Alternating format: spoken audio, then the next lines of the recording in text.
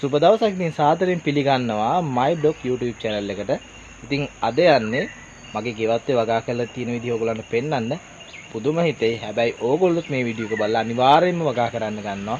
නැත්තම් ගෙවතු වගාව කරන්න ගන්නවා කියලා මම හිතනවා. ඉතින් ගිහිල්ලා බලමු වීඩියෝ එකට. නිමාඩු දවසට ගෙදරට වෙලා කම්මැලිකම ඉන්නේ නැතුව මේ වගේ වගාවක් කරන්න පුළුවන්. ඉතින් ගොඩක් දෙලාට මගහැරිච්ච දෙයක් තමයි ගෙවතු වගාව කියන්නේ. ඉතින් මේ ගෙවතු වගාව හරියට කාරව කරනවා නම් ගතට සිතට වගේම ආර්ථිකයට ඒ වගේම මේ වගේ ඵල හට ගන්න උන සතුටකින් දේ ලබා ගන්න පුළුවන්. ඉතින් මේ හැම පැලයක්ම වගා කරලා තියෙන කාබනික් පොහොර යොදලා විශේෂයෙන්ම ගොම පොහොර, කුකුල් පොහොර වගේම දිරායන කොළරොඩු. ඉතින් ඔය එතන මම හිටවල තියෙනවා බටු පොර කවර වල තමයි හිටවල තියෙන්නේ. දැන් හොඳට පැල ටික හරියාගෙන ඉනවා. විශේෂයෙන්ම කාබනික පොහොර යොදලා තියෙන්නේ. ඉතින් විශේෂයෙන්ම මේ වගේ ඵල හට ගන්නකොට අපිට හොඳ ආත්ම තෘප්තියක් එනවා. ඒ වගේම අපේ මානසික ආතති තත්ත්වයන් වලින් මිදෙන්න පුළුවන්. ඒ වගේම අපිට විශ්වාසයෙන් යුතුව වසක් විසන් නැතුව ආහාරයක් අපිට ගන්නත් පුළුවන්. තක්කලි හිටවල තියෙනවා.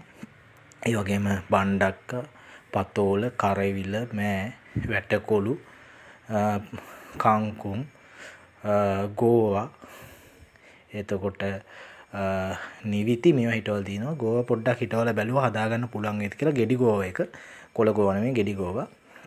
ඉතින් වටේටම මේ වගේ වගා කරලා තියෙනවා. ඉතින් හරිම සුන්දරයි. ඒ වගේම හරිම ආත්ම තෘප්තියක් ලැබෙනවා කියලා කියන්නත් පුළුවන් මේවා දකින්නකොට. මේ කළු පසේ තමයි හිටවල තියෙනවා. තියෙන බණ්ඩක්ක දැන් පැල ටික තාම පැල. ඒ වගේම බාබන්ඩේසි ටිකක් හිටවල තියෙනවා. බාබන්ඩේසි තියෙනවා දැන් මල් හටගෙන තියෙනවා. ඉතින් මේ ඒ වගේම දියර පොහොරත් අපිට හදාගෙන මේකට ගහන්න පුළුවන්. ඉතින් විශේෂයෙන්ම දියර පොහොර වර්ග හදන විදිහත් අපිට හදා ගන්න පුළුවන්. ගෙදර ඉවතලන දේවල් වනේ. ඒ වගේ වීඩියෝ මම ගේන බලාපොරොත්තු වෙන මගේ බ්ලොග් වල. ඉතින් ඔයගොල්ලෝ මේ වීඩියෝත් එක්ක එකතු වෙලා ඉන්නේ මේ වගේ ලොකු කියන්නේ අපේ ආත්ම තෘප්තියක් ඒ වගේම අපිට ප්‍රයෝජනවත් දෙයක් ලබා ගන්න පුළුවන් තමයි වීඩියෝ තමයි ගෙනන්නේ. ඉතින් ඔය ආකාරයට බණ්ඩක්කා ටික තමයි ඔය තියෙන්නේ. ඉතින් මේ විශේෂයෙන්ම ගෙදර නිමාඩු පාඩු ඉන්න දවස්වලට මේවා කරන්න පුළුවන්. ඉතින් හරිම සතුටක් දැනෙනවා. ඉතින් කරලා බලන්න තියෙන්නේ කංකුම් ටිකක් හිටවල තියෙනවා අයින දෙකේ. කංකුම් ඇට ගැනලා තමයි දැම්මේ. දැන් හරි ගිහිල්ලා තියෙනවා. ගොම පොහොරත් එක්ක හොඳට වැටෙනවා. කිසිම කාමයක ගොඩක් කාබනික පොහොර යොදන්න සාමාන්‍යයෙන් ඔය කාබනික පොහොර අපිට අපි ගමේ නම් ඉතින් ඔය අවට පරිසරයෙන් ගන්න පුළුවන්. නැත්නම් ඉතින් අපිට ගේන්න පුළුවන් රුචිකරමේව තියෙන පතෝල. ඉතින් පතෝලත් දැන් රෑන් නැදීගෙන ඉන්නේ. ඒකට පන්දලම් දාලා තියෙනවා දැන් රෑන් නැදින්න. අපි බලමු. ඔය තියෙන්නේ ගෝවා. මේ ඇවිල්ලා මේ මල් මේ ගෙඩි ගෝව එක, කොළ ගෝව එක නෙමෙයි, කොළ කන එක නෙමෙයි, මේ ගෙඩි ගෝව එක. දැන් පැල හොඳට හදිනවා. මේකේ යට කොළ කඩන්න ඕනේ. ඊට පස්සේ පස් දාන්න ඕනේ.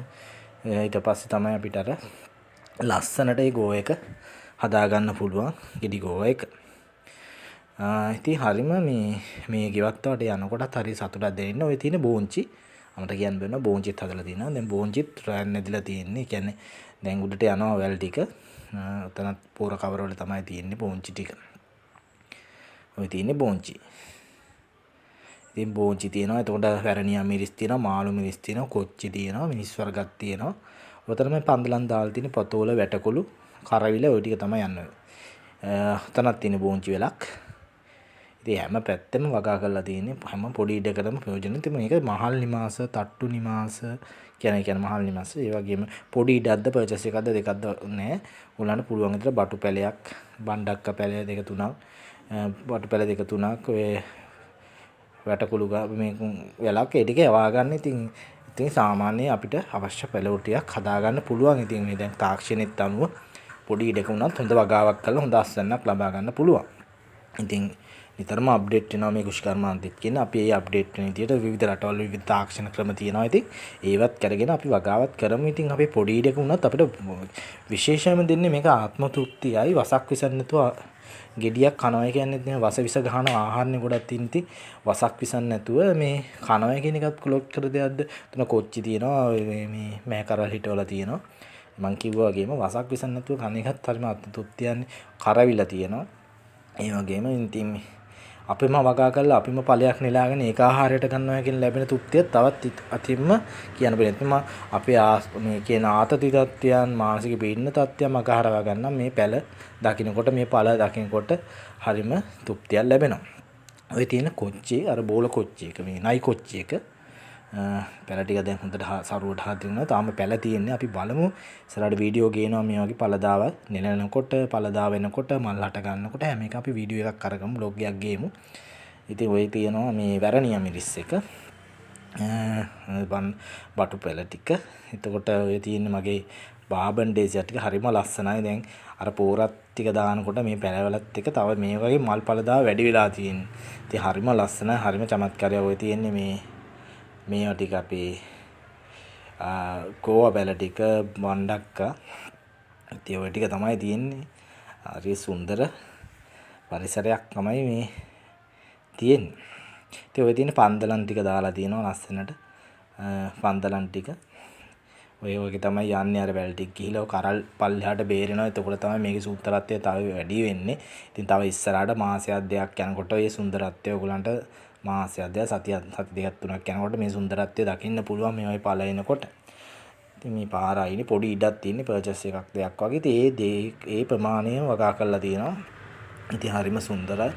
ඔය තියෙන අපි කොහොමද කිව්වාගේ ගෝවා ටික ඔය වගා කරලා තියෙන ඉස්සරහ දොරක විතර කියන පාරේ අපේ ගෙට එන ඒ ස්ථානෙම තමයි වගා කරලා තියෙන්නේ. හරිම ලස්සනයි මල් ටික බාබන් ඩේසියා මල් ටික සුපිරියටම හරිය ගිහිල්ලා තියෙනවා. මේ වගේ මල් පිපිලා තියෙනවා. ඉතින් ඒ වගේ තමයි ඉතින් පොඩි ඉඩක ලොකු වැඩක් කරලා තියෙනවා කියලා කියන්න පුළුවන්. ඉතින් ඕගොල්ලන්ට මම හිතනවා මේක දැක්කට පස්සේ අනිවාර්යයෙන්ම ගෙදර වගා කරන්න ගන්නවයි කියලා. අනිවාර්යයෙන්ම.